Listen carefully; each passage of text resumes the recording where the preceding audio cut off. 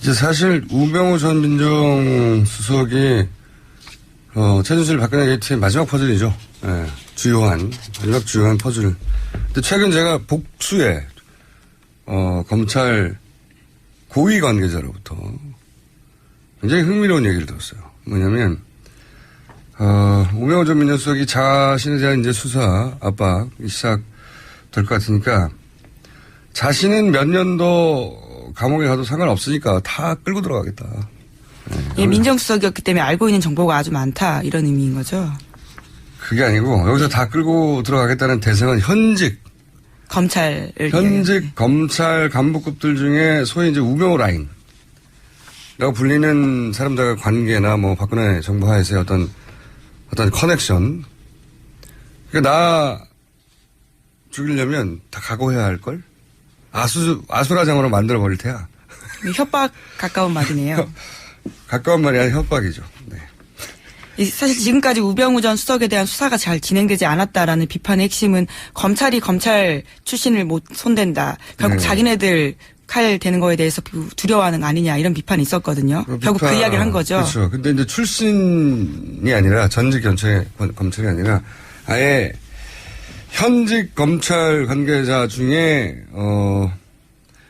그 라인이라고 불리우는 정확하게 누군지는 알려지지 않았습니다만 나를 건들면 아수라장이 될 테고 적당히 하라 이런 협박인 거죠. 그래서 검찰 내부적으로 이제 크게 고민하는 분위기가 있다고 해요. 왜냐하면 우병우 민정수석의 수사를 대충 하면 여론이 그냥 두지 않을 것이고 혹은 다음 정권도 검찰을 그냥 두지 않을 것이고 샅샅이 뒤지자니 검찰 내부에 두 자릿수 정도 고위 간부들이 연루돼서 그것도 이제 여론의 지탄 대상이 될 거 아닙니까, 검찰이.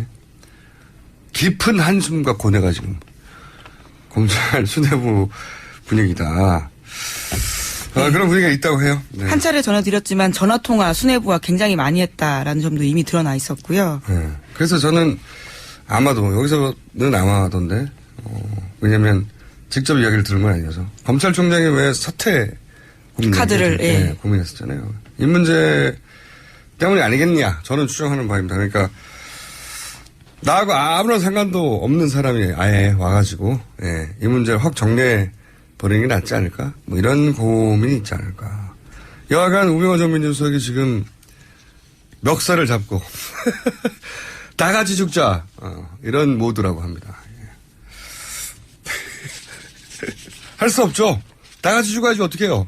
네, 검찰 개혁에 대한 요구가 그럼 더더욱 세질 거고요. 이번에 수사를 제대로 하지 못한다면요. 오히려 이렇게 해서 일시적으로 검찰 내부는 뭐 어떻게 판단할지 모르겠는데 일시적으로 비난을 받더라도 잘 처리했다라는 소리는 결국은 듣게 만드는 게 검찰에게 남은 마지막 기회 같은데요. 어떻게 할지는 모르겠습니다. 하여튼 그런 분위기가 있다 하는 내부 고위 검찰 간부들의 이야기입니다. 자, 다음 뉴스는요? 네, 어제 최순실 씨 뇌물 재판이 처음으로 열렸습니다. 여기서 10년 이상 박근혜 전 대통령의 의상을 제작했던 홍 아무개 씨의 특검 진술 내용이 공개가 됐는데요. 특검에 따르면 홍 씨 같은 경우에는 1998년부터 대통령 취임 이후인 2013년까지 의상 제작했던 디자이너라고 합니다. 그러니까 15년간 의상을 제작한 사람인데요. 이 사람의 진술에 따르면 의상 대금은 모두 최순실 씨가 현금으로 줬다라는 거고요. 대통령 취임 이후에도 최순실 씨가 아무도 없는 방에 데리고 가서 문을 닫고 돈을 줬다 이렇게 밝혔습니다. 청와대 안에서 그렇게 했다는 거죠. 네. 여기 대해서 최순실 씨는 소위 말해서 경제 공동체가 아니다라고 반박을 한 거죠. 예, 어제 그런 관련해서 굉장히 세게 반박을 했는데요. 관련 대금은 모두 대통령한테 받아서 자신이 정산한 거다 이렇게 이야기했습니다. 이제 법정에서 이런 진술을 했다는 거고, 그죠? 증인이 나와서는 이런 말을 했다는 건데. 예, 직접 나오진 않았고요. 진술서가 공개가 된 겁니다. 네. 진술서가 공개됐다는 건데. 1,000만 원 가까이 받았다고. 저는 이 법원에서 이제 어느 걸 받아들이냐 주장에 상충할 때 법원이 이제 판단하잖아요. 사법부에서. 저는 최순실 씨가 아니다 대통령한테 돈을 받아서 정산했을 뿐이지 자기가 돈을 준 게 아니다. 이 진술이 신빙성이 낮다고 저는 받아들여질 거라고 생각하는 이유가 뭐냐면 그저 옷을 만들어준 홍 씨가 돈을 받을 때 청와대에서 만나는데 빈방으로 들어가서 문을 닫고 은밀하게 돈 봉투를 줬다. 이런 진술을 했잖아요. 근데 만약에 대통령이 그냥 자기 옷을 맞추고 자기가 옷값을 주는 거면 그걸 왜 아무도 못 보게 줍니까? 네. 옷 맞추는 게 무슨 비밀이에요? 옷값 주는 게? 부끄러운 일도 아니고 비밀도 아니거든요. 최순실 씨가 자기가 돈을 준다는 걸 남에게 들키지 않으려고 하는 행동이다. 외에는 그렇죠. 네, 설명할 방법이 없어요, 이게. 반면 이제 최순실 씨 진술, 그러니까 홍 씨, 옷 만들어준 홍 씨 진술은 사실로 받아들일 가능성이 높은 게, 홍 씨는 자기가 만들어준 옷 돈값을 받기만 하면 되잖아요. 빈방이든 여러 사람이든 대통령한테 직접 받든 어디든 상관이 없어요. 돈을 받으면 되는 거니까. 그냥 돈을 받았다고 하면 되는데 뭐 자세히 얘기해보라고 했더니 굳이 빈방에 들어가서 문을 닫고 아무도 모르게 돈을 줬다는 거짓말을 할 이유가 없죠. 동기가 없어요. 이분한테는. 거짓말을 해서 자기가 빠져나갈 혐의가 있는 것도 아니고, 예. 거짓말해서 얻을 자기 이득이 있는 것도 아니고. 그래서 상식적으로 사법부에서 판단해보면 동기가 없기 때문에 실제 일어난 일을 말했을 확률이 높다고 받아들이겠죠. 그래서 예. 제가 보기엔 최순실 박근혜 경제 공동체 설에 굉장히 불리한 진술이에요, 이게. 사법부가 상식적으로 판단한다면. 예. 최순실 씨가 아무리 뭐라고 하던 어차피 법정에서는 항상 상반된 주장들이 나오거든요. 예, 이렇게 될 경우에는 박근혜 전 대통령이 증인으로까지 나와서요, 진술해야 될지도 모릅니다. 근데 이제 옷을 옷값을 이제 준 기간 자체가 이 홍 씨만 하더라도 15년인데 전액 현금으로만 줬다는 거잖아요. 그것도 이상한 거예요. 입금을 해준다든지 아니면 보통 우리 돈 거래를 생각해 보자면 이렇게 장기적이고 주기적이고 항상 있는 거래면 그렇게 하잖아요. 네, 거기다 큰 돈인데요. 큰 네. 돈을 현금으로 주기가 쉽진 않습니다. 억대인데. 그래서 이거는 제가 보기에는 굉장히 중요한 진술이라고 저는 보여집니다. 법정에서. 법정에서는 어차피 각자 주장이 난무하고 어떤 거는 어느 쪽 주장이 더 신빙성 있는지 판단하기 어려운 경우가 있는데 이건 굉장히 쉽게 판단할 수 있는 상식선에서는 그런 진술이 나온 거네요. 자, 다음 뉴스는요.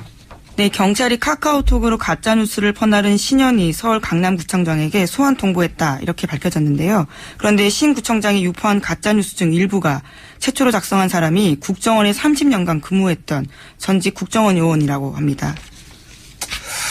아, 이거 굉장히 재밌는 뉴스네요. 이게 신현희 청장 사태의 변곡점 정도로 간주될 수 있는 사안인 것 같은데 이게 이제 사연은 이런 거 아닙니까? 카카오톡으로 유력 보수 인사들, 그러니까 새누리당, 아니 자유한국당의 국회의원들까지 포함된 그리고 이제 엄마 부대라든지. 네, 100명 가까운 단체 네. 카카오톡방이죠. 그런 유력 인사들의 카카오 비밀 방에서 가짜 뉴스가 유통이 됐는데 그거를 거슬러 올라와서 누가 처음에 이 얘기를 했는가 찾아봤더니 어떤 이름이 나왔는데 그 이름을 계속 추적했더니 전직 국정원 직원이라는 거잖아요. 예.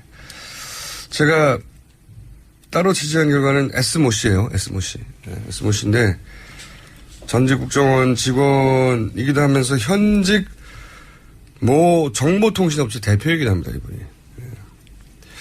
이 사건이 어디까지 퍼져나갈지는 모르겠지만 전직 국정원 직원이 가짜뉴스와 연결된 지점이 처음 나온 거죠. 네, 2013년에 퇴직했다라고 합니다.